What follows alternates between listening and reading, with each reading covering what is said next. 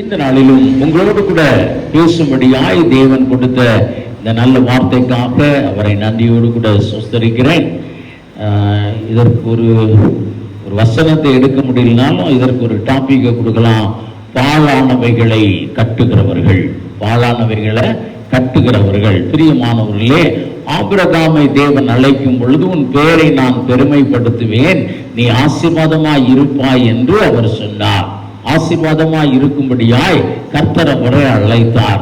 நீங்கள் இன்னும் பார்த்தோம் என்றால் வேதம் ஒருவேளை இயேசு கிறிஸ்துவை அறியாதவர்கள், வேதத்தை அறியாதவர்கள், அவர்கள் கூட இன்னைக்கு பார்த்தோம் என்றால் வேதத்தில் இருக்கிற தேவன் ஆசீர்வதித்த ஒரு மனிதனை குறித்து எல்லாருக்கும், உலகம் முழுவதும் எல்லாருக்கும் என்ன செய்கிறது, தெரிகிறது. அந்த மனிதர் யார்? உலகம் முழுவதும் சாலமோன். நீங்க பார்த்தோம்னா எல்லாரும் சாலமோன்கிற ஒரு ராஜாவை என்ன செய்யறாங்க, அவர்கள் சொல்லுகிறார்கள். அது வேதத்தில் எழுதப்பட்ட ஒரு வார்த்தை. அந்த சாலமோனை சொல்லும் பொழுது அவருக்கு ஒரு தெய்வீக ஞானம் இருந்ததுங்கிறத என்ன செய்யறாங்க, அவர்கள் சொல்லுகிறார்கள். பிரியமானவர்கள், அதை குறித்து பல பாடல்கள் எல்லாம் நான் கேட்டிருக்கிறேன். உலகம் முழுவதும் எல்லாரும் அதை அறிக்கை செய்கிறார்கள். அந்த பேரை, சாலமோன்கிற பேரை ஆண்டவர் என்ன செய்தார், பெருக பண்ணினார். அவனை மிகுந்த ஆசீர்வாதமாய் இருக்கும்படியாய் அவனை வைத்திருந்தார். வெள்ளி ஒரு பொருளாய் எண்ணப்படல. அவருடைய வீட்டில் எல்லாம் என்னவாக இருந்துச்சு, தங்கமா தான் இருந்துச்சு. அப்படி தேவன் ஆசீர்வதித்தார். அதற்கு ஒரு மெயினான காரணத்தை நீங்கள் பார்த்தோம் என்றால், ஆண்டவர் அவரை பார்த்து சொல்லுகிறார், உனக்கு என்ன வேணும்னு கேட்ட பொழுது சாலமோன் ஆண்டவரிடத்துல சொல்லுகிறார், ஆண்டவரே, எனக்கு நீங்க ஒரு கடமையை கொடுத்திருக்கிறீங்க, ஒரு வேலையை கொடுத்திருக்கிறீங்க. இந்த ராஜாங்கிற வேலை, இந்த வேலையை நான் சரியாய் செய்யும்படியாய், நான் இந்த வேலையை கரெக்டா செய்யும்படியான ஞானத்தை எனக்கு தாங்கன்னு சொல்றார். சும்மா ஞானத்தை தாங்க, அதை வச்சு நான் நிறைய சம்பாதித்து கொடுங்கிறதுக்காக அல்ல, தேவனாகிய நீர் எனக்கு தந்த கடமைகளை செய்வதற்கான ஒரு நல்ல ஞானத்தை தாங்கன்னு சொல்லுகிறார். கடமை உணர்வுள்ள ஒரு மனிதர்.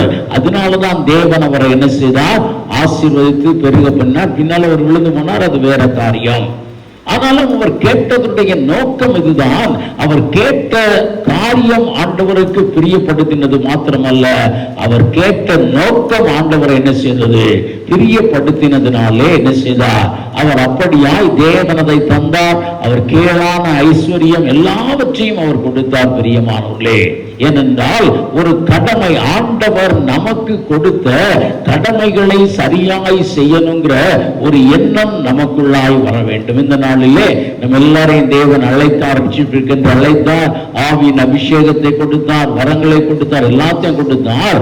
நமக்கென்று தேவன் என்ன செய்திருக்கிறார், ஒரு கடமையை கொடுத்திருக்கிறார். ஒரு கடமையை கொடுத்திருக்கிறார். ஏற்கனவே ஒரு கடமை நமக்கு நன்றாய் சொல்லுவோம், இவர்களின் ஜனங்கள் என் துதியை சொல்லி வருவார்கள். தேவனை துதிக்கும்படியாய் தேவன் நம்மை ஏற்படுத்தி இருக்கிறார்.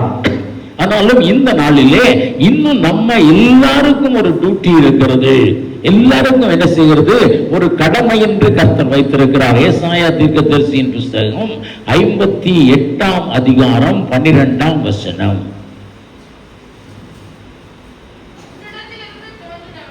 உம்மிடத்தில் இருந்து தோன்றினவர்கள்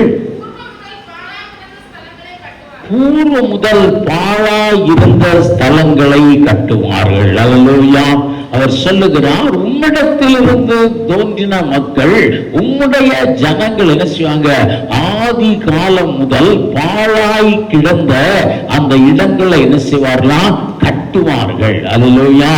நம்மெல்லாம் தேவ ஜனங்கள், தேவனால் உண்டாக்கப்பட்டவர்கள். அதுல பார்த்தோம் என்றால் அவர்கள் அப்படி உண்டான ஜனங்களுடைய ஒரு கடமைங்கிறது என்னன்னா, பாழானவைகளை நம்ம என்ன செய்யணும், கட்ட வேண்டும். இது அழைப்பு அல்ல பிரியமானவர்களே, இது கடமை. நம்மேல் விழுந்த ஒரு கடமையா இருக்கிறது. அழைப்புங்கிறது ஒவ்வொரு தனிப்பட்ட நபருக்கும் என்ன செய்யும், வித்தியாசமா இருக்கும். ஆனால் இங்கே என்ன சொல்லுகிறோம், எல்லாரும் என்ன செய்யணும், பாழானவைகளை கட்ட வேண்டும். இதே வார்த்தைகளை ஏசாயா தீர்க்கதரிசியின் புஸ்தகம் 61ஆம் அதிகாரம் 4ஆம் வசனத்திலே நம்ம பார்க்கிறோம். பிரியமானவர்களே, வாசிங்க. திரும்ப திரும்ப முதல்ல அவர்கள் நெடுங்காலம் பாழாய் கிடந்தவைகளை கட்டி பூர்வத்தில் நிர்மூலமானவைகளை எடுப்பித்து தலைமுறை தலைமுறையாய் இடித்து கிடந்த பாழான பட்டினங்களை புதிதாய் கட்டுவார்கள். ஆண்டவருடைய பிள்ளைகளுடைய ஒரு கடமை என்னவென்றால் பாழான இடங்களை அவர்கள் என்ன செய்வாங்க? கட்டுவார்கள். பாழாய் கிடந்த பட்டணங்களை, இடிந்து போன பட்டணங்களை, பாழாய் கிடந்த ஸ்தலங்களை கட்டுகிறதற்கான ஒரு கடமை யார் மேல் இருக்கிறது? தேவனுடைய பிள்ளைகள் மேல் இருக்கிறது. அல்லேலூயா, அல்லேலூயா. நீங்க பார்த்தோம் என்றால் பெரிய இந்த ஹிஸ்டரியில எல்லாம் பயங்கரமா சொல்லுவாங்க, இந்த இந்தியா தான் எப்படியா இருந்தது, ரொம்ப முன்னேற்றமான பாதையிலே இருந்தது. பழங்காலங்களிலே என்னது நாகரிகத்தில் யார் தான் இருந்தோம்? நல்லா இருந்தோம்.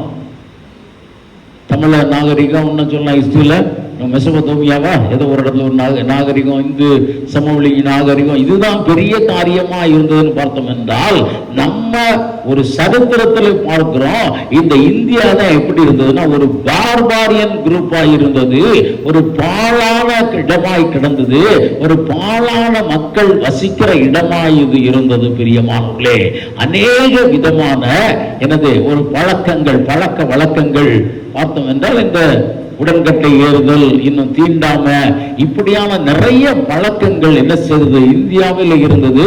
என்ன இல்லை? கல்வி இல்லை, கல்விக்கான காரியங்கள் இல்லை, அது அடிப்படை உரிமைகள் இல்லை. பார்த்தோம்னா ஒரு காட்டு மிராண்டி போலதான் வாழ்ந்து வந்தோமே தவிர ஒரு சிவிலைஸ்டான மக்களாய் நம்ம என்ன செய்யல, மாறல.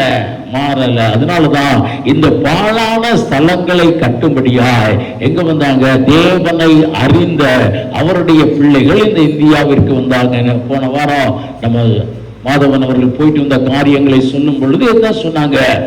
அவர்கள் வந்து என்ன செய்தாங்க? கல்வியை கொடுத்தார்கள். அவர்கள் வந்து மருத்துவத்தை கொடுத்தாங்க. அப்ப ஏற்கனவே அதெல்லாம் என்ன இல்ல, ஒன்றும் இல்லாமல் ஒரு பாழாக்கப்பட்ட ஒரு ஸ்தலமாகத்தான் எது கிடந்தது? இந்த இந்தியா கிடந்தது. அதை அவர்கள் என்ன செய்தாங்க? ஒரு ஸ்தலங்களாய் மாற்றும்படியாய், கட்டும்படியாய் இந்த இடத்திற்கு வந்தாங்க. பாழானவைகளை கட்டுகிறவர்கள் தான் நம்ம. உங்களையும் என்னையும் கர்த்தர் தெரிந்து கொண்டார். பல நோக்கங்களுக்காக தெரிந்து கொண்டாலும் நம்மேல் என்ன இருக்கிறது? ஒரு கடமை இருக்கிறது. அந்த கடமை என்னவென்றால் பாழானவைகளை நம்ம என்ன செய்யணும்? கட்ட வேண்டும். பிரியமானவர்களே, நித்தம் தேவ ஏவுதல் அப்படியா இருந்தது. பாழான இடங்கள் கட்டப்படுவதற்காக ஜெபித்த மக்களை குறித்து நம்ம பார்க்கிறோம். தானியேல் 9ஆம் அதிகாரம் 2ஆம் 3ஆம் வசனங்களிலே பார்க்கிறோம். பாழான அந்த எருசலேம் பட்டணம், பாழடிக்கப்பட்ட அந்த எருசலேம் பட்டணம், மிகுந்த ஆசீர்வாதமாய் இருந்த அந்த எருசலேம் பாழாக்கப்பட்டது. இது ஒரு தொடர் செய்தியாய் தேவன் கொடுத்திருக்கிறார். ஒரு குறைஞ்ச ஒரு 4-5 செய்தியாக நம்ம அதை பார்க்கலாம். அந்த ரொம்ப மிகுந்த சாலமோன் ஆண்டு வந்த அந்த இடம் தான் எப்படி போயிற்று? பாழாய் போயிற்று, பாழாய் போயிற்று, இடிக்கப்பட்டு போயிற்று, மண்மேடாய் போயிற்று. அந்த பட்டணத்தை கட்டும்படியாய் என்ன சொல்லுகிறார்? தானியேல் ஜெபிக்கிறார் என்ற வேதவசனம் சொல்லுகிறது. இன்னும் நெகேமியா 2ஆம் அதிகாரம் 17ஆம் நெகேமியா 1ஆம் அதிகாரத்தில் பார்த்தோம் என்றாலும் இந்த பாழான ஒரு பட்டணம் என்ன செய்கிறது? கட்டப்பட வேண்டும் என்ற பாரம் யாருக்குள்ளே வருகிறது? நெகேமியாவுக்குள்ளே வருகிறது. இன்னைக்கு பார்க்கிறோம் நம்முடைய ஜெபங்கள் எல்லாம் பெரும்பாலும் எப்படிதான் இருக்கிறது? ஆண்டவரே, நான் நல்ல நிலையில இருக்கோம், நாங்கள் இன்னும் ஆசீர்வதிக்கப்படணும், இன்னும் அதை தாங்க இதை தாங்க இதெல்லாம் இருக்கிற நேரத்திலும் நெகேமியாவை குறித்து இன்னைக்கு பார்க்கிறோம் என்றால் நல்ல நிலையிலே ராஜாவுக்கு பான பாத்திரக்காரனா இருந்த ஒரு மனிதர்.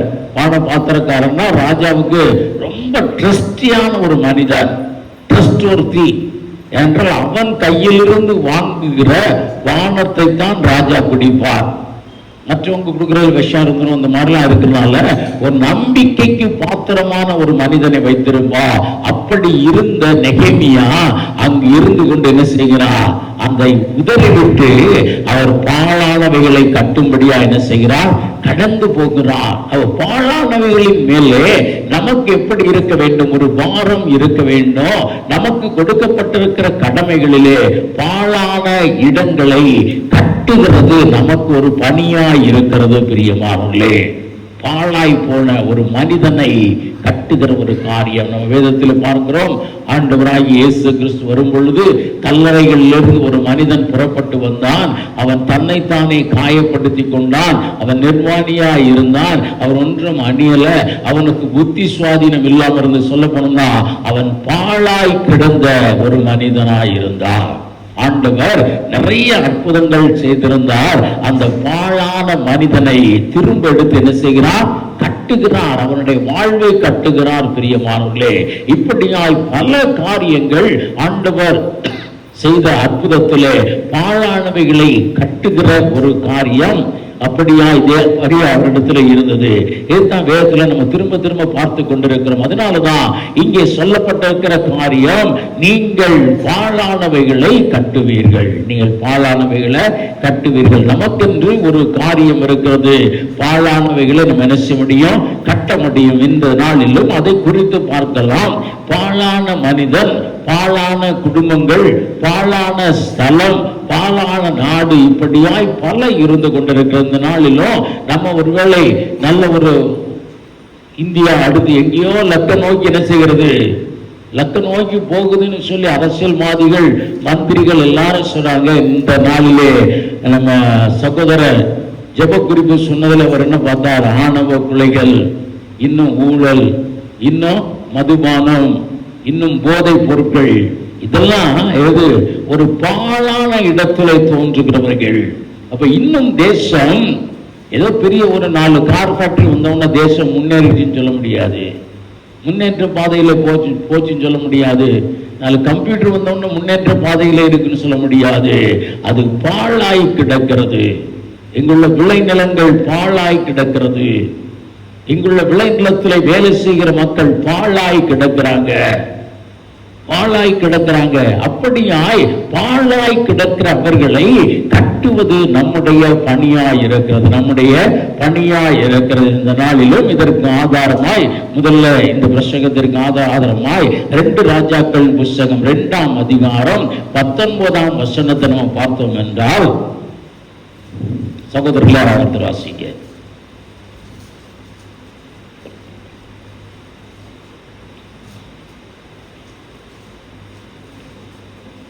பிரசங்க நேரத்தில் சகோதரர்கள் பைபிளோட ரெடியா இருக்கணும். எலிசாவை நோக்கி, இந்த ஆண்டவன் காண்கிறபடி இந்த பட்டணம் குடியிருப்புக்கு நல்லது, தண்ணீரோ கெட்டது,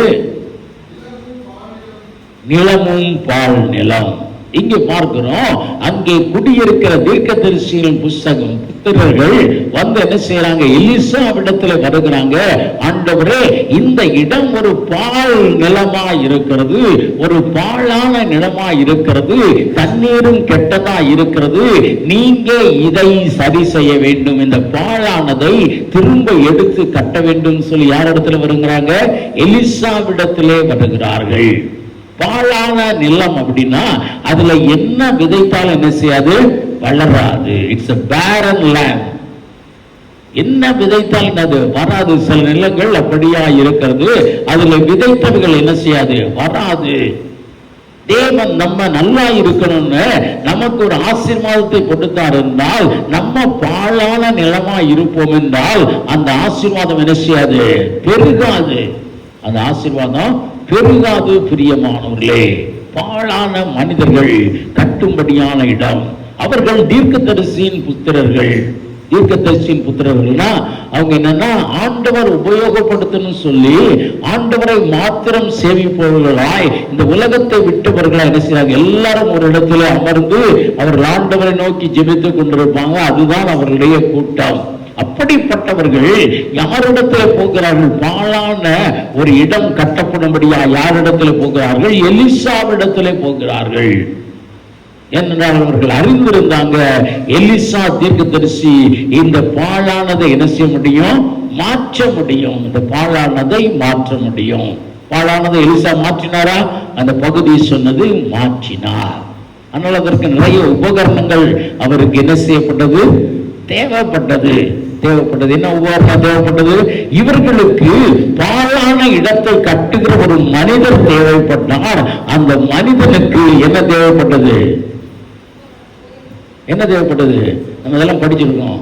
புதிய தோண்டி தேவைப்பட்டது, உப்பு தேவைப்பட்டது, இதெல்லாம் தேவைப்பட்டதெல்லாம் பின்னால் நாம் பார்க்கலாம். இந்த நாளிலே இவர்களுக்கு ஒருவர் தேவைப்பட்டார். பாழான இடத்தை கட்டுகிற எலிசா தேவைப்பட்டார். பிரியமானவர்களே, இந்த நாளிலும் ஆண்டவர் பல பாழ் நிலங்களை காண்பிக்கிறார், பாழான குடும்பங்களை காண்பிக்கிறார், இன்னும் பாழான மக்களை காண்பிக்கிறார், பாழான மனிதனை காண்பிக்கிறார். ஆசீர்வாதத்தை பெற முடியாதபடிக்கு, நித்திய ஜீவனை அடைய முடியாதபடிக்கு இருக்கிற ஆட்களை அவர் பார்க்கிறார். இவர்களை எல்லாம் ஒரு நல்ல நிலமாய் மாற்றும்படியாய் இவர்களிடத்தில் இருக்கிற இந்த பாழானவைகளை மாற்றி அவர்களை கட்டும்படியாய் தேவன் என்ன செய்தார்? நமக்கு என்ன செய்திருக்கிறார்? கடமையை கொடுத்திருக்கிறார். ஆண்டவர் பார்க்கிறார், யாரை நான் அனுப்புவேன்? இந்த பாழானவைகளை கட்டும்படியாய் இதில் யாரை தெரிந்து கொள்ளுவேன்? ஆண்டவர் சொல்லுகிறார். ஒருவேளை இந்த பாழான இடத்தை, இந்த இடம் ஒரு பாழான இடம் நம்ம சொல்லலாம். இந்த பாழான இடத்தை கட்ட வேண்டும் என்றால் இங்கே பார்க்கிறோம், எலிசா தேவை. அந்த இடத்திலே பாழான இடத்தில் உள்ளவைகளை கட்டுகிறதற்கு யார் தேவை? எலிசா தேவை. இன்னைக்கும் அநேக பாழான இடங்கள் இருக்கிறது. அதை கட்டும்படியாய் எலிசாக்கள் தேவைப்படுகிறார்கள். ஆட்கள் தேவைப்படுகிறாங்க. இந்த எலிசாவிடத்தில் இருக்கக்கூடிய குண நலன்களை என்ன செய்யலாம்? நம்ம பார்க்கலாம். பிரியமானவர்களே, நம்ம பார்க்கலாம். முதலாவது, இந்த எலிசாவை குறித்து, எலிசா யார்? ஏன், எப்படி அவரால் மட்டும் இந்த பாழானவைகளை கட்ட முடிந்தது?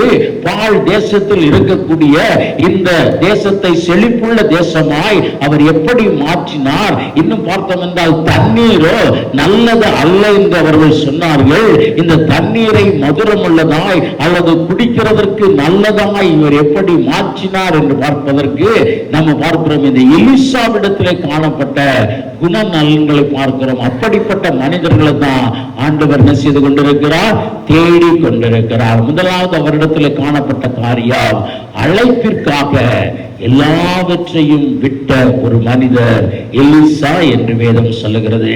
1 ராஜாக்களின் புஸ்தகம் 19ஆம் அதிகாரம் 19ஆம் வசனம்.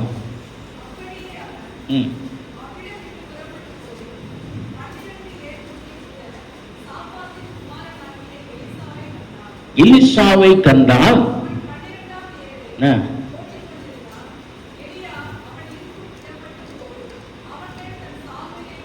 அவன் மேல் தன் சால்வையை போட்டான். 20வது வசனத்தை வாசிப்பீர்கள் என்றால் அதிலே அந்த சால்வையை போட்டதின் அர்த்தத்தை புரிந்து கொண்டு அவர் சொல்லுகிறார், நான் உம்மை பின்தொடர்ந்து வருவேன். 20வது வசனத்தை வாசிங்காவும்.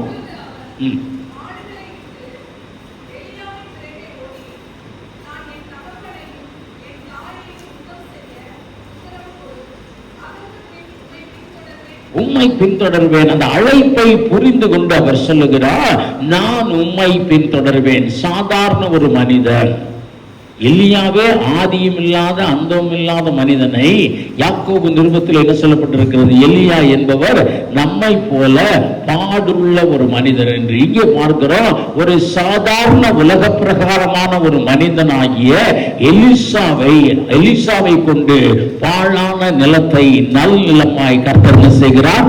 மாற்றுகிறார். பிரியமானவர்களே, அதற்கு காரணம் அவர் எல்லாவற்றையும் விட்டு ஆண்டவருடைய அழைப்பு தான் மேன்மை என்று ஆண்டவருக்காக அவர் என்ன செய்கிறார்? எல்லாவற்றையும் விட்டு வருகிறார். ஏனென்றால் தேவனின் திட்டம் அதுதான். 1 ராஜாக்களின் புஸ்தகம் 19ஆம் அதிகாரம் 16ஆம் வசனத்திலே ஆண்டவர் எலிசாவை பார்த்து சொல்லுகிறார், நீ போய் என்ன செய்ய? சாப்பாதான் அங்க போய் அவனுடைய குமாரனாகிய எலிசாவை உன் ஸ்தானத்தில் என்ன செய்ய?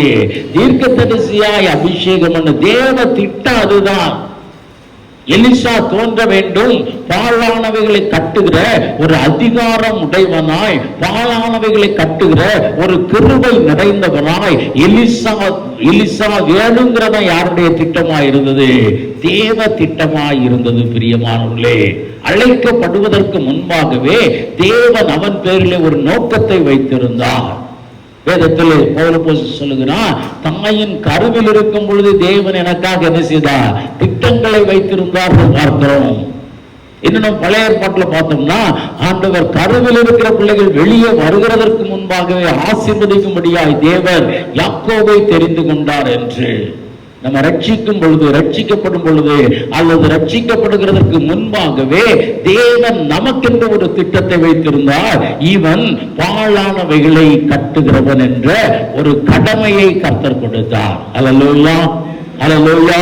அப்படியா பார்க்க நிறைய பாழான இடங்கள் இருக்கிறது, நிறைய பாழான மனிதர்கள் இருக்கிறாங்க, நிறைய பாழான குடும்பங்கள் இருக்கிறது. பிரியமானவர்களே, ஆண்டவருடைய பெரிதான கிருபையினாலே என்னுடைய ஊழிய பாதையிலே சில பாழானவைகளை நான் நினைச்சு கட்டும்படியாய் கர்த்தர் எனக்கு அனுகூலம் செய்தார். அதை நம்ம கட்டணும்னா முதல் குவாலிபிகேஷன் தேவ காரியம் தான். பெரிய காரியம் நம்ம என்ன செய்யணும்? நினைக்க வேண்டும். அவர் எல்லாவற்றையும் விட்டு என்ன செய்தார்? தேவனுக்கு பின் சென்றார், அழைப்பை ஏற்றுக்கொண்டார். இன்னும் சீஷர்கள் எல்லாம் நிறைய பாழானவைகளை கட்டினார்கள். பாழானவைகளை கட்டும்படியாய் தோமா இந்தியாவுக்கு என்ன செய்தார்? வந்தார். அவர் அப்படி உருவாக்கின கிறிஸ்தவம் தான் பாழானவைகளை கட்டி கொண்டிருக்கிறது. அப்படி உருவான கிறிஸ்தவர்கள் தான் இந்த இருளான தேசத்தில் என்ன கொடுத்து கொண்டிருக்கிறாங்க? ஒரு வெளிச்சத்தை கொடுத்து கொண்டிருக்கிறாங்க. இந்திரா காந்தி அம்மா அவர்கள் பிரதம மந்திரியாய் இருந்த பொழுது மேற்கு தொடர் ஒரு கூட்டம் வந்து அந்த இடத்துல ஒரு அதிகாரிகள் சொன்னார்களாம், மேற்கு தொடர்ச்சி மலையிலே ரொம்ப பின்தங்கிய ஒரு கூட்டம் இருக்கிறது, ரொம்ப பின்தங்கிய ஒரு கூட்டம். அவருடைய சடங்காச்சாரங்கள் இருளா இருக்கிறது, அவர்கள் ரொம்ப மோசமான ஒரு சூழ்நிலையில் இருக்காங்க. அவர்களுக்கு கல்வி தேவை, அவர்களுக்கு மருத்துவம் தேவை அப்படின்னு சொல்லி அவருடைய பிரச்சனையெல்லாம் சொன்ன பொழுது அந்த பிரதம மந்திரி இந்திரா காந்தி அவர்கள் சொன்னார்கள், அந்த இடத்துல ஒரு கிறிஸ்தவன் கூட இல்லையான்னு கேட்டார்களாம். அவர்கள் கேட்ட கேள்வி, அந்த இடத்துல ஒரு கிறிஸ்தவர் கூட இல்லையா என்று. ஏனென்றால் அவர்கள் அறிந்திருந்தாங்க, ஒரு கிறிஸ்தவன் அந்த இடத்துல இருந்தால் அந்த பாழானவைகள் என்ன செய்யும்? எல்லாம் செழிப்பாய் மாறும். அந்த பாழானதை கொண்டு வருகிற இருள் என்ன செய்யும்? அகலும். பிரியமானவர்களே, இந்த நாளிலும் நம்ம வடநாட்டு ஊழியங்களை குறித்த நிறைய இடத்துல பார்க்கிறோம். இங்கிருந்து போன சாதாரண மிஷினரிகள், பெரிய வரம் இல்லை, பெரிய வல்லமைகள் இல்ல, சாதாரண மிஷினரிகள் அங்கு இருக்கக்கூடிய இருளை என்ன செய்தாங்க? அகற்றினவர்களாய் பார்க்கிறோம். ஒரு கிறிஸ்தவனுக்கு கொடுக்கப்பட்டிருக்கிற காரியம், ஒரு கிறிஸ்தவன் ஒரு இடத்துல இருப்பான் என்றால் அந்த இடத்தின் பாழானவைகள் என்ன செய்யும்? மாறும். பிரியமானவர்களே, மாறணும். அப்படி மாறணும்னா நம்ம எல்லாவற்றையும் விட்டு அழைப்பை ஏற்றுக்கொள்ளணும். இன்றைக்குள்ள காலகட்டங்களிலே எல்லாவற்றையும் விட்டு ஆண்டவரை பின் செல்லுகிறதுக்கு நம்ம ஒரு மாடிஃபைடான ஒரு காரியமாய் நான் சொல்ல ஆசைப்படுகிறேன். ஒருவேளை அது தவறுனா மன்னிங்க, அது ரைட்டிங் நினைச்சீங்கன்னா அது நீங்க என்ன செய்ய எடுத்துக்கொள்ளுங்க. மற்ற எல்லாவற்றை காட்டிலும் தேவ காரியத்திற்கு முதலிடம் கொடுக்கக்கூடிய மக்கள். அல்லேலூயா. மற்ற எல்லா காரியங்களை காட்டிலும், வீட்டு காரியங்களை காட்டிலும், இன்னும் பிள்ளைகளை கவனிக்கிற காரியங்களை காட்டிலும், கணவரை மனைவியை கவனிக்கிற காரியங்களை காட்டிலும் மேலான காரியம் எப்படி என்றால் தேவ காரியம் என்பதை என்ன செய்யக்கூடாது? மறந்துடக்கூடாது. அது நம்முடைய மனதில் இருந்தால் நம்மை கொண்டு ஆண்டவர் என்ன செய்ய முடியும்? பாழான தேசத்தை, பாழான இடத்தை கர்த்தர் என்ன செய்ய முடியும்? கட்ட முடியும். பிரியமானவர்களே, அது நமக்கு தேவன் கொடுத்திருக்கிற ஒரு காரியம். நம்ம இந்த தேவனுடைய காரியத்திற்கு முதலிடம் கொடுக்க வேண்டும். அதைத்தான் ஆண்டவர் சொல்லும் பொழுது என்ன சொன்னார்? முதலாவது தேவனுடைய ராஜ்யத்தையும் அவருடைய நீதியையும் தேடுங்கள். First choice. அதுதான் உங்களுக்கு பிரியமானவர்களே, அது கொடுக்கப்பட்டிருக்கிற ஒரு காரியம். முதலிடம். ஒரு பெரிய ஊழியக்காரன், நமக்கு பேருக்கு மறந்து வச்சு அடிக்கடி நான் அவருடைய செய்தியை கேட்டுக்கொண்டிருக்கிறேன். அவர் பிளஸ்ஸிங் யூத் மிஷனில் இருந்த ஸ்டான்லி பிரதர் ஸ்டான்லி அவர்கள் அவருடைய நிறைய இடங்களில் போய் பிரயாணம் பண்ணி கொண்டிருந்தாங்க. அவருடைய ஒரு மகளுக்கு சில நேரங்களில் ஃபிட்ஸ், அந்த வலிப்பு வியாதி வரும். அது வந்தோம்னா அவர் மகளை அதிகமாய் நேசிக்கிறவர் முழுவதுமா அப்படியே அப்செட் ஆகிடுவாராம். வேற ஒண்ணுமே செய்ய மாட்டார். அவள் சுகமாகி ஒரு நாள் வரைக்கும் கூடவே இருப்பாராம். ஒரு முறை அவருக்கு பெங்களூர் பட்டணத்திலே ஒரு கன்வென்ஷன் கூட்டங்கள் ஒழுங்காகி இருந்தது. அவர் அந்த கன்வென்ஷன் கூட்டங்களுக்காக அவர் அந்த அந்த வீட்டை விட்டு அவர் கிளம்பும் பொழுது அவருடைய பிள்ளைக்கு என்ன வந்துருச்சு, ஒரு ஃபிட்ஸ், அந்த வியாதி வந்துருச்சு. ரொம்ப கஷ்டப்பட்டார். அவர் வேகமா ஓடி வந்தார். எல்லாரும் நினைச்சிட்டாங்க, அவரோடு கூட இருந்தவங்க அவங்க குடும்பத்தாரும் நினைச்சிட்டாங்க, பெங்களூர் மீட்டிங்கை கண்டிப்பாக அவர் என்ன செஞ்சிருவாரு, கேன்சல் பண்ணிடுவார்னு சொல்லி. அவர் வந்தார், பிள்ளை தன் மடியிலே தூக்கி வைத்தார். பிள்ளைக்கு ஆறுதலாக சொல்லிட்டு தலையில கை வைத்து ஜெபித்து கர்த்தரிடத்திலே ஒப்பு கொடுத்து, பார்த்துக்கோங்கம்மா நல்லா இருப்பான்னு சொல்லிட்டு அவர் ஆண்டவருடைய பணிக்கென்று கிளம்பினார். அவர் தன்னுடைய சாட்சியிலே சொல்லுகிறார், அதற்கு பின்பு அந்த பிள்ளைக்கு அந்த ஃபிட்ஸ் நோய் என்ன செய்யல, வரலன்னு சொல்லுகிறார். காரணம், தேவனுக்கு முன்பிடம் ஒரு முதலிடம் என்ன செய்கிறார், கொடுக்கிறார். தேவ காரியத்திற்கு முதலிடம் கொடுக்கிறவன் என்ன செய்வான், பாழானவைகளை கட்டுவான் என்று வேதம் சொல்லுகிறது.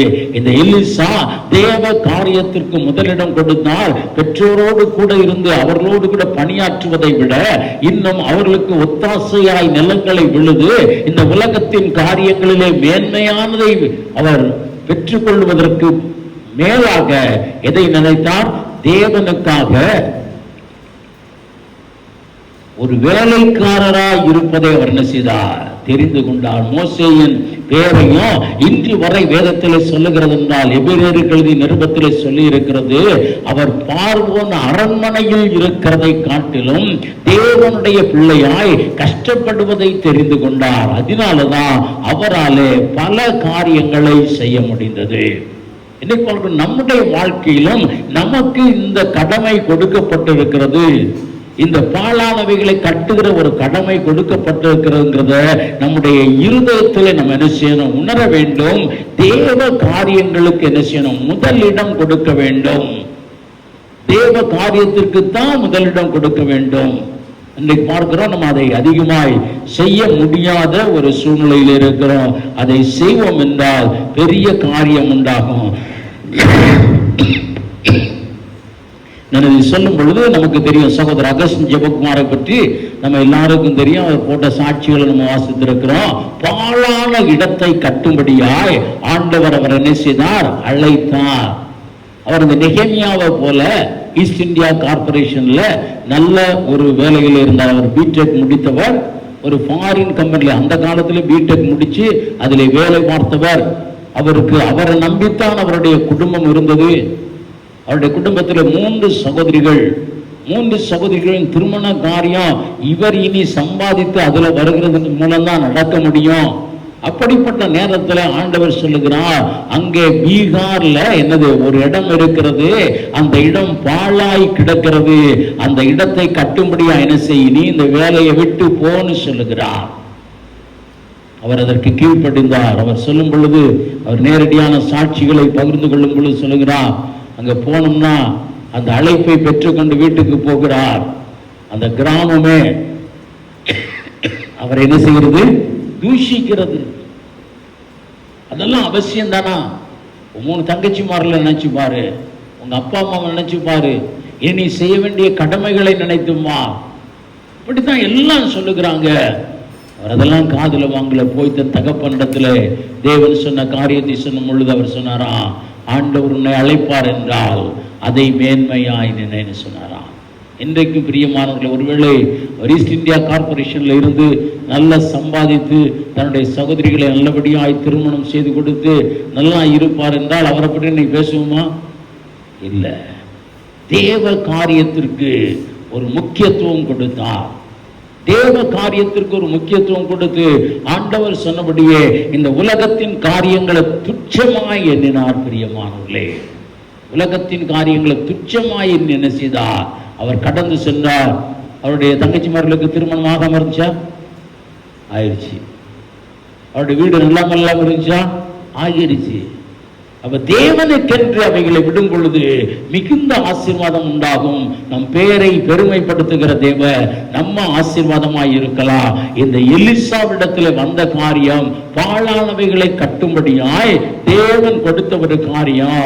இதுதான் பிரியமானவர்களே, இன்றைக்கும் நம்ம பார்க்கிறோம், நம்ம இன்னும் அநேக ஆசீர்வாதங்களை இழந்து கொண்டிருக்கிறது,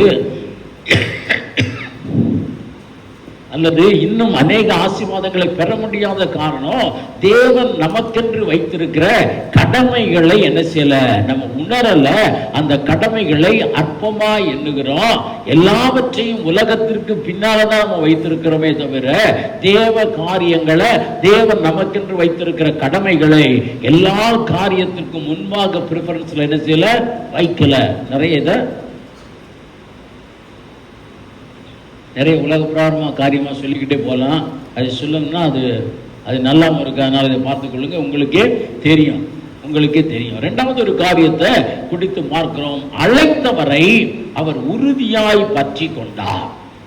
முதல்ல அழைப்பை மேன்மையாய் எண்ணினார். ரெண்டாவது காரியம் பார்த்தோம், யார் அவரை அழைத்தாரோ அவர் என்ன செய்தார், உறுதியாய் பற்றி கொண்டார். பெரிய ஐஏஎஸ் வேலையா கொடுத்திருந்தாரு எலியா, அவருக்கு ஐஏஎஸ் வேலையா கொடுத்திருந்தாரு இல்ல. வசனம் சொல்லுகிறது, எலியாவின் கைகளுக்கு தண்ணீர் வார்த்த எலிசா கையை கழுவி விட்டார், அவ்வளவுதான். அவ்வளவு ஒரு சாதாரண வேலையை கொடுத்திருந்தார். ஆனால் இந்த எலியாவை அவர் உறுதியாய் பற்றி கொண்டார். 2 ராஜாக்கள் புஸ்தகம் 2ஆம் அதிகாரம் 2ஆம் வசனம் 4ஆம் வசனம் 6ஆம் வசனம் சொல்லுகிறது, எலியாவே எலிசாவை பார்த்து சொல்லுகிறார், நான் கொஞ்சம் பெத்தேல் வரைக்கும் போயிட்டு வரணும். அதற்கு அவர் சொல்லுகிறார், நான் உண்மை போவேன், நானும் கூட வருவேன். அடுத்து சொல்லுகிறார், என்ன அப்படி எரிகோ வரைக்கும் ஆண்டவர் போக சொல்றாரு. இவர் சொல்றாரு, நானும் வருவேன். அப்புறம் சொல்றாரு, நான் அப்படி என்னது யோர்தான் வரை தாண்டி போறேன், நானும் வருவேன். அவரை உறுதியாய் பற்றி கொண்டார். அந்த அழைத்தவரை உறுதியாய் பற்றி பிடிக்கிற ஒரு காரியம் நமக்கு ஆசீர்வாதங்களை கொண்டு வரும் மாத்திரமல்ல, ஆண்டவர் நமக்கு கொடுத்த கடமைகளை நிறைவேற்றக்கூடிய கிருபைகளை என்ன செய்ய முடியும், பெற்றுத்தர முடியும். அல்லது அதற்கு ஒரு பாத்திரவான்களாய் நம்மை மாற்ற முடியும். நம்மை அழைத்தவர் யாரு? தேவன் அழைத்திருக்கிறார், இயேசு அழைத்திருக்கிறார். அவரை உறுதியாய் பற்றி பிடிக்க வேண்டும். அவரை விட்டு என்ன செய்யக்கூடாது, விலகக்கூடாது. அவர் நமக்கு வைத்த அழைப்பு தான் மேன்மை. பிரியமானவர்களே, நான் ஒருவேளை என்னுடைய ஒரு பேர் பிரஸ்தாபத்துக்காக நான் சொல்லல, ஆண்டவர் சொல்லும்படியா ஏவினதுனாலே சொல்லுகிறோம். 1998 தேவ கிருபையை பெற்றுக்கொண்ட பின்பு எதை குறிச்சும் என் கவலை இல்லை. நான் வாட்டுக்கு ஊழியத்துக்கு போய்கிட்டே இருந்தேன். வீட்டு காரியத்தெல்லாம் என் மனைவி பார்த்து கொண்டாங்க. அவங்க ஏன் இதுக்கு அங்கே போறீங்க இங்கே போறீங்கள, நான் இதெல்லாம் நான் பார்த்துக்கிறேன், நீங்கள் போயிட்டு வாங்கன்னு தான் சொல்லுவாங்க. அதில் போனதுக்கு அப்புறம் வரும்பொழுது அவர்கள் தான் ரொம்ப கஷ்டப்பட்டது. ஆனாலும் அந்த குடும்பமாய் சேர்ந்து என்ன செய்தோ, அந்த அழைப்பை மேன்மையாக எண்ணினோம். அல்லேலூயா, அழைப்பை மேன்மையாக எண்ணினோம். அழைத்தவரை உறுதியாய் பற்றி கொள்ளுகிற ஒரு தன்மை நமக்கு தேவை. என்ன ஆண்டவரை, இதை நீங்க ஒன்றும் தரல, இதை செய்யல, அதை செய்யல இல்லை. பவுல் சொல்லுகிறார், எது இல்லாமல் போனாலும் நீங்க இருந்தா போதும். அதான் பவுல் சொல்லுகிறார். ரோமர் 8ஆம் அதிகாரம் அந்த கடைசி வசனங்கள்ல அதான் சொல்றாரு, எது வந்தாலும் பரவாயில்ல, நான் ஆண்டவரை பின்பற்றி இறுக பற்றி பிடித்துக் கொள்வேன். அதை எழுதும் பொழுதுதான் ஃபாதர் ஒரு பாடல் எழுதுகிறார், இயேசுவின் பின்னே நான் செல்வேன், திரும்பி பார்க்க மாட்டேன். என்ன வந்தாலும் சரி, எனக்கு இயேசு மாத்திரம் போதும். என்ன வந்தாலும் சரி நினைச்சுவோம், இயேசு மாத்திரம் போதும். அதுதான் வேதம் சொல்லுகிறது. பிரியமானவர்களே, மேன்மையாய் எண்ணுங்க, தேவ காரியத்தை மேன்மையாய் எண்ணுங்க, ஜெப வேளையை மேன்மையா எண்ணுங்க, ஆலயத்திற்கு போகிற காரியத்தை மேன்மையா எண்ணுங்க, வேதத்தை தியானிக்கிற வேலையை மேன்மையா எண்ணுங்க. அதை விட மேன்மை உங்களுக்கு இல்லைன்னு நீங்க நினைங்க. அதுதான் மேலான காரியம். பிரியமானவர்களே, என் வாழ்விலே நான் பேங்க்ல சேரும் பொழுது எப்படி ஆகிலும் ஒரு ஆபீசர் ஆகணும், ஒரு மேனேஜர் ஆகணும்னு சொல்லி ரொம்ப வாஞ்சித்தேன். அதற்காக 5 முறை பரீட்சை எழுதி பாஸ் பண்ணி இன்டர்வியூ போனேன், ஒன்றுலையும் கிடைக்கல. அதற்கு பிறகு 2 இன்டர்வியூ போனேன், அதுலேயும் ஒன்றும் கிடைக்கல. கடைசியாய் ஆண்டவர் அற்புதமாக எனக்கு என்ன செய்தார், நான் நினைத்த ஒரு போஸ்டை கொடுத்தார். அவர்கள் அசிஸ்டன்ட் மேனேஜர் ஒரு இடத்துல சேலத்தில் போய் அந்த இடத்துல இருந்து அந்த வேலையை நான் செய்ய ஆரம்பித்தேன். ஒரு 6 மாதம் கூட ஒழுங்காக பார்த்துருக்க மாட்டேன். எனக்கு அப்போ தான் புரிந்தது, தேவனுக்காக ஓடுகிறதிலே இருக்கிற ஒரு இன்பம் இந்த உலகத்தின் எவ்வளவு மேன்மையிலும் வராதுங்கிறத நான் புரிந்து கொண்டேன். இங்கே இருக்கும்போது அதிகமாக ஆண்டவருடைய காரியத்திற்காக போவேன். நான் அங்கே சேலத்திலிருந்து சனிக்கிழமை புறப்பட்டு இங்கே வருவேன், ஞாயிற்றுக்கிழமை ஆராதனை நடத்துவேன், திரும்ப ஞாயிற்றுக்கிழமை சாயந்தரம் அங்கே போயிடுவேன். அது எனக்கு ரொம்ப ஒரு மாதிரி இருந்தது. அப்பொழுதுதான் உணர்ந்தேன், தேவ காரியங்களை செய்கிறது தான் ஒரு மேன்மை. தேவ காரியத்தில் இருக்கிற ஒரு இன்பம் வேறு எந்த காரியத்திலும் இல்லைன்னு சொல்லி வீட்டாரோடு கலந்து ஆலோசித்து அந்த வேலை வாலண்டரி ரிட்டைர்மெண்ட் கொடுத்து என்ன செய்தேன், திரும்பவுமாய் தேவ காரியங்களுக்குள் வந்தேன். ஆண்டவருடைய காரியங்களுக்காக அழைக்கப்பட்டிருந்தால் அதை மேன்மையாய் என்னங்க, பல பாழானவைகளை கட்டுவீர்கள். பாழான ஸ்தலத்தை கட்டுகிற எலிசாவாய் கர்த்தர் உங்களை மாற்றுவார். 2வது காரியத்தை பார்த்தோம், அவரை உறுதியாய் பற்றி கொள்ளுங்க. அவரை உறுதியா பற்றுங்க.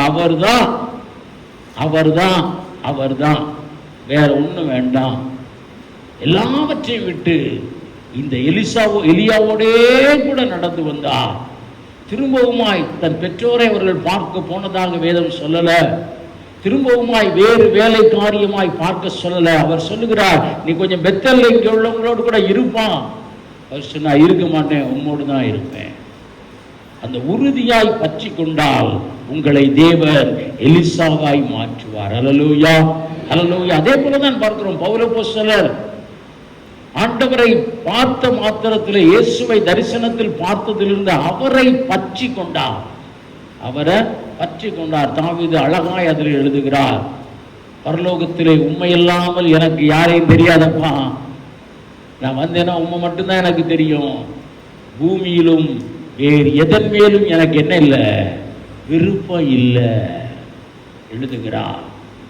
நம்ம நித்திய ஜீவனுக்குள்ள நான் மேல பரலோகத்துக்கு போனாங்க, யார் எனக்கு தெரியும், இயேசு மட்டும்தான் தெரியும்.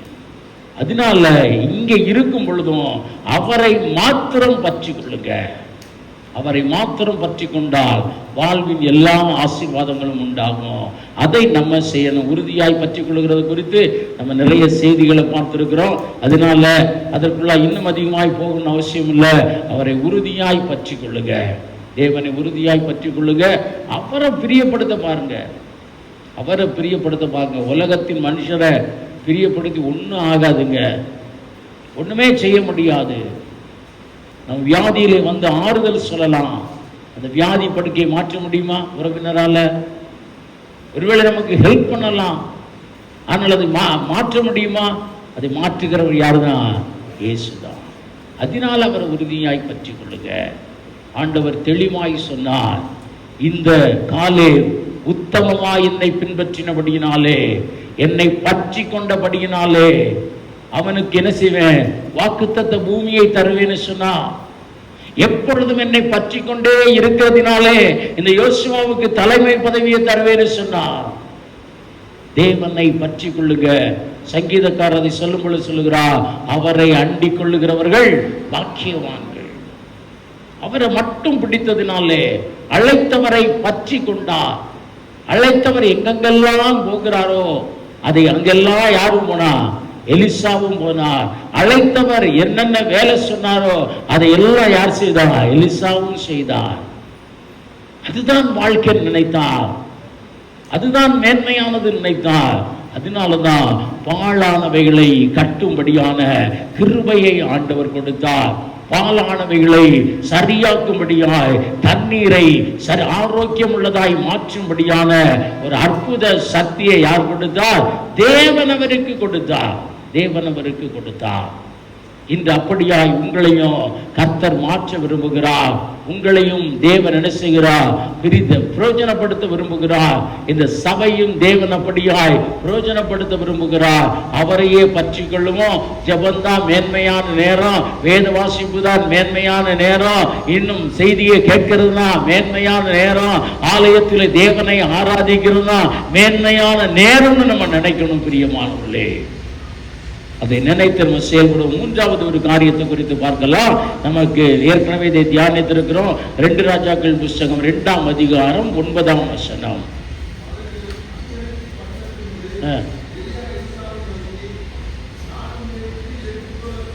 நான் உன்னை விட்டு எடுத்துக் கொள்ளப்படும் முன்னே நான் உனக்கு செய்ய வேண்டியது என்ன?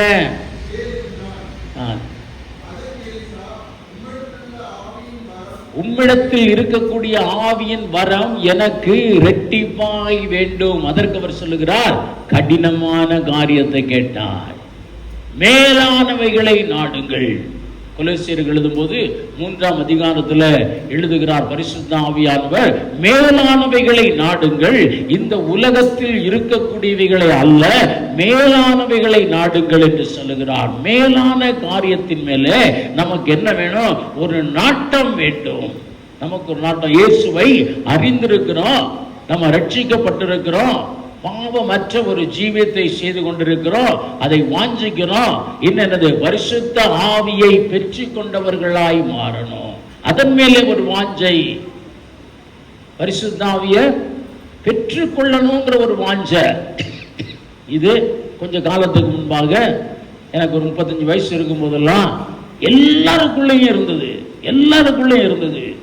ஒரு காத்திருப்பு கூட்டம் படையெடுத்து போனாங்க. அந்த இடத்துல போய் எந்த பெரிய ஊழியக்காரர் வந்து உனக்கு என்ன வேணும்னு கேட்டோம்னா சொன்ன ஒரு வார்த்தை, எனக்கு பரிசுத்த ஆவி வேணும். அதான் சொன்னாங்க. அந்த மேலான காரியத்தின் மேல் ஒரு நாட்டம். இன்னைக்கு சபையில் அது இருக்கா? இருக்கா? இல்ல இல்ல. அவர் சொல்லுகிறார், தாவீது சொல்லுகிறார், தேவனுடைய ஆலயத்தில் தங்கி இருப்பதையே நாடுவேன். இங்க இருந்து இன்னைக்கு முழுக்க ஆராதிச்சுக்கிட்டே இருப்போமா? அப்படி சொன்னா என்ன சொல்லுவீங்க? காலையிலே கறி எடுத்து வச்சுட்டு இருந்தேன், அது நாசமாக போகும். இல்லை இங்கே வச்சு என்ன செய்ய முடியும்? கறி சாப்பாடு சாப்பிட முடியுமா? முடியாது. நமக்கு அந்த வாஞ்சை இல்லை. மேலானவைகள் தேவை என்ற வாஞ்சை இல்லை. பரிசுத்த ஆவியை பெற்றவர்கள், பரிசுத்த ஆவியை பெற்றவங்க இன்னைக்கு என்ன செய்யறாங்க? 2 அந்நிய பாஷை பேசினா போதும், கொஞ்ச நேரம் ஆண்டவரை துதிக்கும்படியா எனக்கு கிருபை கொடுத்தா போதும். அவர்கள் மாற வேண்டும். பரிசுத்த ஆவியானவர் தங்கி இருக்கிற ஒரு ஆலயமாய் பரிசுத்த ஆவியை பெற்றவர்கள் மாறணும். அதான் மேலான காரியம். பரிசுத்த ஆவியானவர் எழுதி வைத்திருக்கிறார், நீங்கள் பரிசுத்த ஆவியானவர் தங்கும் ஆலயம் அல்லவோன்னு எழுதி வைத்திருக்கிறார். இந்த மேலான காரியங்களை நம்ம நாடணும் பிரியமானவர்களே. நம்ம வாஞ்சிக்கணும், நம்ம அதை கேட்கணும்.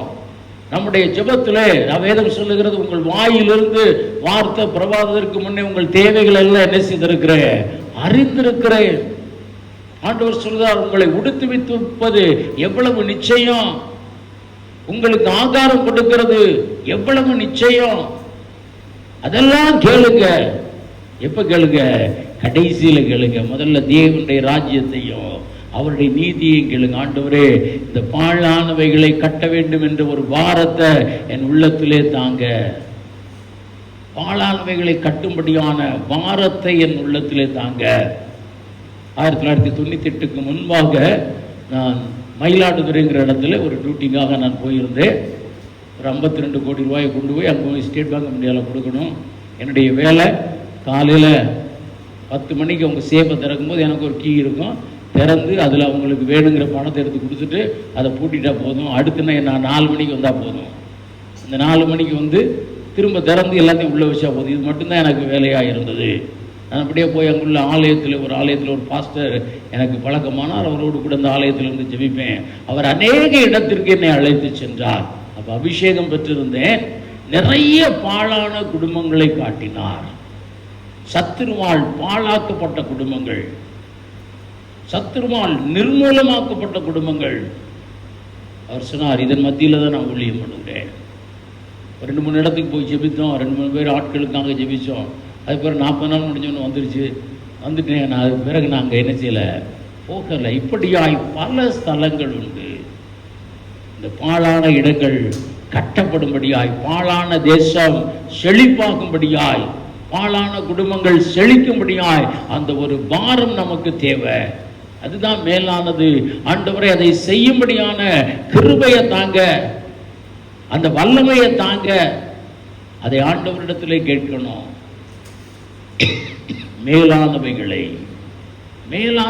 கேளுங்க. ஒருவேளை சீஷர்கள் மேலானவைகளை கேட்டாங்க, அது நமக்கு ஒருவேளை கொஞ்சம் கஷ்டமா தெரியும். அவருடைய தாயார் வந்து கேட்டார், நீங்கள் வருகிற நாட்களில் என் பையன் ஒரு பையன் உங்க வலது பக்கத்தில் இருக்கணும், ஒரு பையன் இடது பக்கத்தில் இருக்கணும். மேலானவைகளை தான் கேட்டாங்க. மேலானவைகளை பார்த்தால் இந்த உலகத்தின் காரியம் நமக்கு ஒண்ணுமில்லாம தெரியும். பிரியமானவர்களே, ஆண்டவர் 3 சீஷர்களை அழைத்து கொண்டு போய் மேலான இடத்தில் போய் ஒரு மேலான அனுபவத்தை காண்பித்தார். ஒரு மறுரூப மலையிலே கொண்டு போய் அந்த மறுரூப மலையிலே அவர் மறுரூபமானார். அந்த மேலான காட்சியை பார்த்த சீஷர்களுக்கு திரும்ப கீழே பூமிக்கு வரணும்னு என்ன இல்லை, மனசே இல்லை. அவர்கள் சொன்ன காரியம் ஒருவேளை உலக பிரகாரமான காரியமா இருக்கலாம். அவர்கள் சொன்னாங்க, ஆண்டவரே உமக்கு ஒரு கூடாரம், எலியாவுக்கு ஒரு கூடாரம், மோசேக்கு ஒரு கூடாரத்தை போட்டு நம்ம என்ன செய்வோம், இங்கேயே இருந்திருப்போம். மேலான அனுபவங்களுக்குள்ளாய் கடந்து போகிறவர்கள் தான் பாழானவைகளை செழிக்கப்படுகிற எலிசாவாய் மாற முடியும். கடைசி அவரே ஒரு காரியத்தை மட்டும் பார்க்கலாம். 2 ராஜாக்கள் புஸ்தகம் 2ஆம் அதிகாரம் 15ஆம் வசனம். எரிகோவிலே பார்த்து கொண்டு நின்ற தீர்க்கதரிசிகளின் புத்திரர் அவனை கண்டவுடனேயே எலியாவின் ஆவி எலிசாவின் மேல் இருக்கிறதுன்னு சொல்லி அவனுக்கு எதிர்கொண்டு போய் தரை மட்டும் குனிந்து அவனை வணங்கி, போதும் போதும். இங்கே பார்க்கிறோம், அடுத்தவர் மற்றவரெல்லாம் இதை பார்த்து கொண்டிருந்தவங்க சொல்றாங்க, எலியாவின் மேல் இருந்த அந்த ஆவியானவர் முழுவதுமா எலிசாவிடத்திலே இருக்கிறார். யார் சொன்னாங்க? மற்றவர்கள் சாட்சி கொடுத்தாங்க. தேவ ஆவியை பெற்ற மனிதன், தேவ ஆவியை பெற்ற மனிதன். பார்வோன் சொல்லுகிறார், யோசேப்பை பார்த்த மாத்திரத்திலே தேவ ஆவியை பெற்ற இந்த மனுஷனை போல வேறு யார் இருக்கிறார்னு கேட்டான். இன்னும் பார்த்தோம் என்றால் தானியேலின் புத்தகத்திலும் வாசிக்கிறோம், ராஜா அவனை பார்த்து கேட்டான், தேவ ஆவியை பெற்ற இந்த மனுஷனை போல இருக்கிறானான்னு கேட்டான். என்ன நீங்க பார்க்கிறோம், அந்த ராஜா போயிட்டாரு. 5ஆம் அதிகாரத்தில் பார்க்கிறோம், அந்த ராஜாத்தி சொல்லுகிறார் தன் மகனிடத்திலே, உம்முடைய தகப்பனின் காலத்திலே ஒரு மனிதன் இருந்தா, தேவ ஆவியை பெற்ற ஒரு மனிதன். இந்த சாட்சி வேணுங்க. நான் அபிஷேகம் பெற்றிருக்கேன்னு சாட்சி சொன்னா போதாது. நான் அபிஷேகம் பெற்றது மற்றவர்களுக்கு தெரிய வேண்டும். என்னிலே ஒரு மாறுதல் மற்றவர்களுக்கு தெரிய வேண்டும். அபிஷேகம் பெற்றவனுக்குள்ளே இருக்கக்கூடிய ஒரு மாறுதல் மற்றவர்கள் உணர வேண்டும். அப்படியான ஒரு அபிஷேகத்தை நம்ம என்ன செய்யணும், பெற்றுக்கொள்ள வேண்டும். எலிசா போய் தம்பட்ட அடிக்கல. எலியாவின் ஆவிதான் எனக்குள்ள புனல் இறங்கி இருந்தது, வாங்க அவரை போல உங்களை நடத்துவேன்னு சொல்லவே இல்லை. அவர் வந்ததை பார்த்த மாத்திரத்திலே, நடந்த சம்பவங்களை பார்த்த மாத்திரத்திலே மக்கள் சொன்னார்கள், நினைத்தார்கள், எலியாவின் ஆவி 2 தனையாய் இவர்களுக்கு நெருசுகிறது, இறங்கி இருக்கிறதுன்னு சொல்லி. அப்படிப்பட்ட அபிஷேகம் பெற்றவர்களாய் மாறணும். பெற்ற அபிஷேகம் போதாது, இன்னும் இன்னும் இன்னும் தினமும் நிரப்பப்படணும். அதற்கு ஒரு முக்கியத்துவம் கொடுக்கணும். அவர் தங்குகிற ஒரு ஆலயமாய் மாறணும். கர்த்தர் உங்களையும் பாழான இடங்களை செழிக்க பண்ணும்படியாய் மாற்றுவார். இன்னைக்கு நம்ம சொன்னோம்னா எப்படியாவது நடக்கும். இந்த பகுதி ஒரு பாழான இடம் வைத்துக் கொள்ளுங்க. இந்த பகுதியிலே மாற்றங்களை கர்த்தர் கொண்டு வரும்படியாய் அவர் தன்னுடைய சபையை இந்த இடத்திலே வைத்திருக்கிறார். இன்னைக்கு ஒண்ணு நடக்கலே நம்ம நினைத்து கொண்டிருக்கிறோம். நீங்கள் ஒரு இடத்தை வாங்கி இருக்கிறீங்க, விலை கொடுத்து வாங்கி இருக்கிறீங்க, அங்க வீட்டை கட்டணும்னு நினைத்திருக்கிறீங்க. வீட்டை கட்டுகிறதுக்கு முன்னால் நீங்க என்ன செய்வீங்க? சத்தமா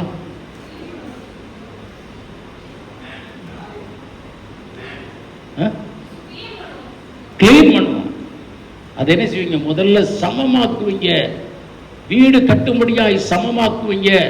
அதை என்ன செய்வீங்க? கிளீன் பண்ணுவீங்க. நம்ம இந்த இடத்துல வந்து 12 வருஷம் ஆச்சு, இன்னும் ஒன்றும் இல்லைன்னு நினைக்கிறீங்க. நீங்க செய்கிற ஜெபமும் நாம் செய்கிற ஆராதனைகளும் இந்த பகுதியை சுத்திகரித்து வருகிறது. பிரியமானவர்களே, இதுல ஒரு ஸ்ட்ராங்கான கட்டடம் எழும்படியாய் கர்த்தர் நம்முடைய ஜெபங்களை உபயோகித்து என்ன செய்கிறார்? இந்த பகுதியின் அந்தகாரங்களை அகற்றி கொண்டிருக்கிறார். அதற்கு அநேகர் சாட்சிகள். அகற்றி கொண்டிருக்கிறார். ஒரு நாள் இந்த இடத்துல தேவ ராஜ்யம் கட்டப்படும். நம்ம ஒருவேளை நம்ம சொன்ன அளவிற்கு ஒரு பெரிய எலிசாக்களாய் மாறலினாலும் தேவ காரியத்திற்கு நம்ம என்ன கொடுக்கிறோம்? ஒரு முக்கியத்துவம் கொடுக்கிறோம். அதை கர்த்தர் அறிவார். ஒருவேளை சில காரியங்கள் நம்மளால என்ன செய்ய முடியாது, அவாய்ட் பண்ண முடியாது. ஆனால் தேவனுக்கு நம்ம என்ன செய்யணும்? வாழ்வில் முக்கியத்துவம் கொடுக்கிறோம். வேத வாசிப்புக்கு முக்கியத்துவம் கொடுக்கிறோம். ஆலம்பட்டி பகுதியில் அந்த பாழான இடத்துல அதை கட்டும்படியாய் தேவன் நமக்கு அனுகூலம் செய்தார். கட்டணும். மடமடமடமடம்னு கட்டப்பட்டது. எங்கிருந்து வந்த ஒரு யானை அதை முழுவதும் நினைச்சிச்சு, இடிச்சு போட்டது. கட்டினது போற நினைச்சிச்சு, இடிச்சு போட்டுச்சு. அது திரும்ப எப்படி இருக்கு? பாழாய் இருக்கிறது. ஆனாலும் ஆண்டவர் அதை கட்டுவான். அந்த பாரம் தேவை, அந்த விசுவாசம் தேவை, அதற்காக ஜெபம் தேவை, அதற்காக ஒரு முன்னுரிமை தேவை. இதெல்லாம் நீங்கள் காண்பிக்கும் பொழுது தேவனுக்கென்று உங்களுக்கு வைராக்கியம் இருக்கிறது. தேவன் மேல இன்னும் விசுவாசத்திற்குள்ளே வாங்க. உங்கள் ஜெபங்கள் கேட்கப்படும். நான் செய்கிற ஜெபம் சும்மா இருக்கு நினைக்கல.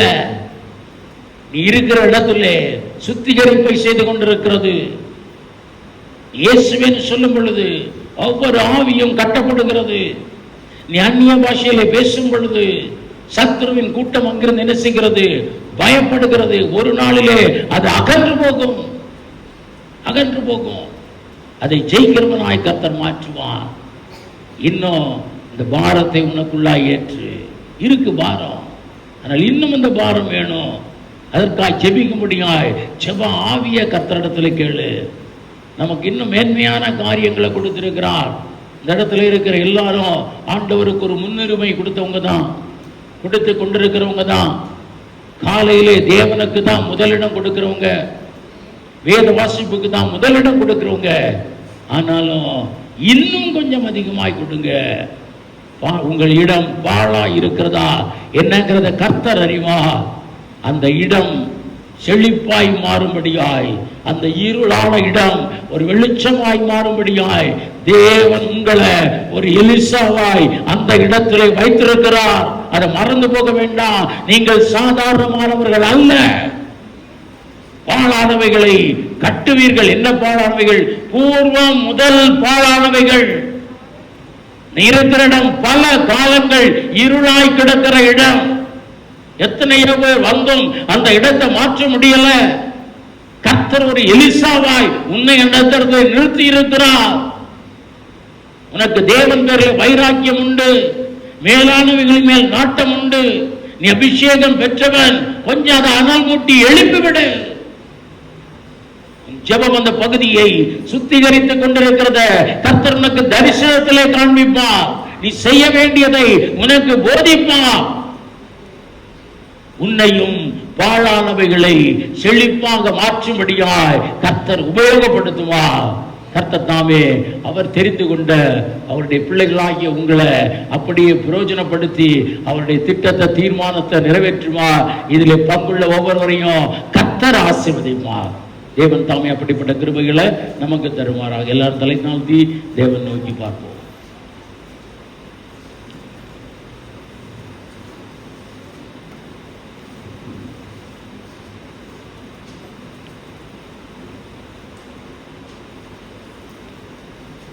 முதல்ல நினைப்போம், பிரியமானவர்களே,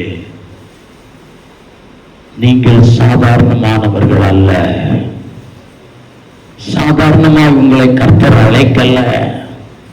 ஒண்ணுமே நடக்கல. ஆண்டவரே, நான் ஏதோ சர்ச்சுக்கு வரேன், ஏதோ போறேன், ஏதோ இயேசுவேன்னு சொல்லுகிறேன் அல்ல. உன் ஜெபம் அசைத்து கொண்டிருக்கிறது. உன் ஜெபம் இந்த இடத்தை சுத்திகரித்து கொண்டிருக்கிறது. இந்த இடத்திலே தேவ ராஜ்யம் எழும்பும்படியாய், தேவ ராஜ்யம் கட்டப்படும்படியாய் கர்த்தர் செயல்பட்டு கொண்டிருக்கிறார். விசுவாசி, உன் ஜெபம், இந்த சபையின் ஆராதனை வீண் அல்ல, வீண் அல்ல. அதை நீ கண்டு கொண்டிருக்கிறாய். தொடர்ந்து ஆண்டவர் இந்த பாழானவைகளை கட்டும்படியாய், ஆலம்பட்டியிலே பாழான இடத்தை திரும்ப எடுத்து கட்டும்படியாய் கர்த்தர் அனுகூலம் செய்யும்படியாய் உன் அனுதின ஜெபத்திலே நீ உறுதியாய் தரித்திரு. தேவன் உனக்கு கற்றுக் கொடுப்பா, தேவன் உனக்கு அந்த கிருபையை தருவா, தேவன் அதை அறியும்படியான ஆவிக்குரிய கண்களை உனக்கு தருவா. நீ இருக்கிற இடத்திலே விருதாவாய் தேவன் உன்னை நிறுத்தல. அந்த இடத்தை வாழானவைகளை சரியாக்குகிற எலிசாவாய் நிறுத்தி இருக்கிறார். அதை முதல்ல நீங்க உணர்ந்து கொள்ளுங்க, உணர்ந்து கொள்ளுங்க. உங்களை அழைத்தவர் பெரிய நோக்கத்திற்காக அழைத்திருக்கிறார், பெரிய நோக்கத்திற்காக அழைத்திருக்கிறார். பல இடங்களிலே பலருக்கு இந்த தரிசனங்களை கொடுத்திருக்கிறார். மொத்தமாக அவர் செயல்படும் பொழுது வாழான இந்த தேசம் ஆரோக்கியமாய் கட்டப்படும், இருளான இந்த தேசம் வெளிச்சமாய் மாறும். இருளாய் இருக்கிற சின்ன சின்ன ஒளிகளாய் இருக்கிற இந்த தமிழகம் ஒரு நாள் நம்முடைய ஜெபங்களை கேட்டு, அநேக கிறிஸ்தவருடைய ஜெபத்தை கேட்டு ஒரு ஒளிமயமான கிறிஸ்தவ நாடாய் மாறும். தேவ திட்டம் நிறைவேறும். நம்ம ஒருவேளை சாதாரணமானவர்கள், ஆனால் நம்மை அழைத்தவர் அசாதாரணமானவர். அவர் உங்களை கொண்டு அப்படியே செய்வார். நல்ல ஆண்டவரே, உமக்கு ஸ்தோத்திரம். எங்கள் மேல் உள்ள கடமைகளை நாங்கள் இன்னும் உணர தேவன் கிருபை செய்யுங்க சாமி. ஆண்டவரே, இதற்காய் ஜெபிக்கிற ஒரு மக்களாய் கர்த்தர்களை மாற்றுங்க. இன்னும் மேலான காரியத்தை அதிகமாய் விரும்புகிற மக்களாய் எங்களிடத்தில் இருக்கிற ஆவியை இன்னும் ரெட்டிப்பாய் வரும்படியாக கிருபைகளை நாங்கள் பெற்றுக்கொள்ள வேண்டும். கர்த்தர் அப்படியே எங்களுக்கு கற்றுத்தாங்கப்பா. நன்றி தேவனே, உமக்கு ஸ்தோத்திரம். அநேக பாழான வீடுகளை நாங்கள் கட்டணும் சாமி. பாழாய் போகிற மனிதர்களை உம்முடையவர்களாய் கட்டணும் சாமி. கிருபை பாராட்டுங்க. அதற்காக ஒரு எலிசாவை போல அர்ப்பணிக்கிறேன்னு சொல்லுவோமா? ஆண்டவர், அதுதான் எனக்கு முதல் வேலை, அதற்குத்தான் என் வாழ்விலே முதலிடம். தேவன் என்னை உபயோகப்படுத்துகிறதுக்கு தான் முதலிடம், தேவ காரியத்திற்கு தான் முதலிடம். எலிசாவை போல அர்ப்பணிங்க. கர்த்தர் உங்களையும் பாழான தேசத்தை செழிப்பான தேசமாய் மாற்ற உபயோகப்படுத்துவார். நன்றி தேவனே, உமக்கு ஸ்தோத்திரம். கர்த்தர் அதற்காகவே நீங்க பிள்ளைகளை தெரிந்து கொண்டீங்க. இதை அவர்களோடு அவர்களுக்கு உணர்த்துங்க, இதை அவர்களுக்கு உறுதிப்படுத்தி தாங்க சாமி. எல்லாரும் ஆண்டவரே உறுதியாய் பற்றி கொண்டிருக்கிறவங்க கர்த்தர் அறிந்திருக்கிறீங்க சுவாமி. நன்றி நன்றி சுவாமி. சிலரை ஆண்டவரே பிரயோஜனப்படுத்தி கொண்டிருக்கிறீங்க சுவாமி. அந்த பகுதியை சுத்திகரிக்க முடியாது பிரயோஜனப்படுத்தி கொண்டிருக்கிறீங்க சுவாமி. ஆண்டவரே, பாழான இடங்களை கட்டும்படியாய் அவருடைய ஜெபங்கள் பிரயோஜனமாய் மாறி கொண்டிருக்கிறதப்பா. கர்த்தர் அப்படியாய் கிருபை செய்யுங்க. ஒவ்வொருவரையும் உபயோகிங்களப்பா. இந்த நல்ல வேளையிலும் இந்த ஆகஸ்ட் மாதத்திற்காக வருகிறோம். ஒரு ஆவிக்குரியவர்களாய் மாற்றுங்க, ஆவிக்குரிய கண்கள் உள்ளவர்களாய் மாற்றுங்க. ஆண்டவரை நன்றி தகப்பனே, மகு சோதரமப்பா. கையின் பிரயாசங்களை ஆசீர்வதிங்க. குடும்பத்தில் ஆண்டவரை போராடுகிற பொல்லாத ஆவிகளை ஆசீர்வாதத்தை தடை செய்கிற அந்தகார வல்லமைகளை கர்த்தரேசு பூரணமாய் அகற்றுங்க. ஆண்டவரை ஜெபிக்கும்படியாய் ஆண்டவரை ஒவ்வொருவருக்கும் நல்ல வல்லமையை கர்த்தர் தாங்க சுவாமி. ஜெபத்திலே ஒரு பவர் உள்ளவர்களாய் இருக்க கர்த்தரேசு உதவி செய்யுங்க. ஆண்டவரை அதிக நேரம் ஜெபிக்கும்படியாய் துதிக்கும்படியாய் ஆவி ஆத்மா சரத்துல ஒரு புது பலனை கர்த்தர் தந்து நடத்துங்க சுவாமி. வியாதி பலவீனங்கள் பிள்ளைகள் ஜெபித்த மாத்திரத்திலே அகன்று போகும்படியாய் சகல வியாதிகளின் மேலும் உம்முடைய பிள்ளைகளுக்கு ஒரு அதிகாரத்தை கர்த்தர் தாங்க சுவாமி. வாஞ்சியோடு கூட கர்த்தரிடத்துல கேளுங்க. இந்த வரம் செயல்படணும் ஐயா. தேவ நாமம் மகிமைப்படும்படியா இந்த வரம் செயல்படணும் ஐயா. குடும்பத்தை பாழாக்குகிற அந்தகார வல்லமைகள் எங்களுடைய ஜெபத்தில் அகன்று அந்த குடும்பம் பாழான குடும்பம் கட்டப்படும்படியாய் ஆண்டவரே சத்துருவின் மேலே எங்களுக்கு ஒரு அதிகாரத்தை கர்த்தர் தாங்க சுவாமி. எங்கள் நாவிலிருந்து வருகிற துதி ஆண்டவரே சத்துருவின் கோட்டைகளை தகர்க்கணும் ஐயா. ஆண்டவரை நன்றி சுவாமி. எங்கள் ஜெபங்கள் ஆண்டவரை 91 தேசங்களை எழுதப்படணும் சுவாமி.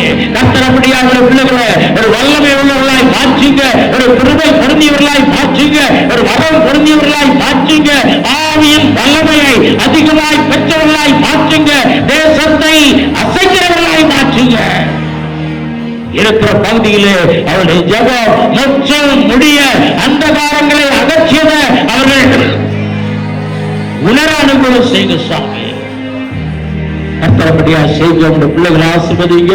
பிள்ளைகளின் சந்தோஷம் பெரிதாக இருக்க உதவி செய்ய. நன்றி பிள்ளைகளுடைய படிப்பை ஆசீர்வதிங்க. ஆண்டவர் படித்து முடித்தவர்களுக்கு நல்ல வேலை வாய்ப்பை தந்து நடத்துங்க. கர்த்தர் தாமே ஆண்டவருடைய குடும்பங்களை ஆண்டவர் உமக்கென்ற கட்டுமடியாய் தேவன் அனுகிரகம் செய்யுங்க. தொடர்ந்து உமக்காக ஓடும்படியாய் குடும்ப காரியங்கள் எல்லாவற்றையும் நீங்க பொறுப்படுத்தி நடத்துங்க சாமி. ஆண்டவருடைய குடும்பத்தின் தேவைகள் எல்லாம் சந்திங்க, அற்புதமாய் சந்திங்களப்பா. கர்த்தர் கிருபை தாங்க வந்து ஒருவருடைய சட்டை மரங்களை மறைத்து பாதுகாத்து பராமரித்து ஆசீர்வதித்து மகிழ பண்ணும்படியாய் இயேசுவின் நாமத்தில் ஜெபிக்கிறோம் நல்ல பிதாவே, ஆமென். என் ஆத்துமாவே கர்த்தரை சோஸ்திரி, என் முழு உள்ளமையுடைய பரிசுத்த நாமத்தை சோஸ்திரி. என் ஆத்துமாவே கர்த்தரை சோஸ்திரி, கர்த்தர் செய்த சகல வாரலையும் மறவாதே, ஆமென். என்னுடைய கர்த்தராகிய இயேசு கிறிஸ்துவின் கிருபையும் பிதாவாகிய தேவனுடைய அன்பும் பரிசுத்தாவின் அன்பின் ஐக்கியம் சந்தோஷம் சமாதானமும் நம்மளோடு கூட இன்றும் சதா காலம் உண்டாயிருப்பதாக, ஆமென். அல்லேலூயா, அல்லேலூயா, அல்லேலூயா.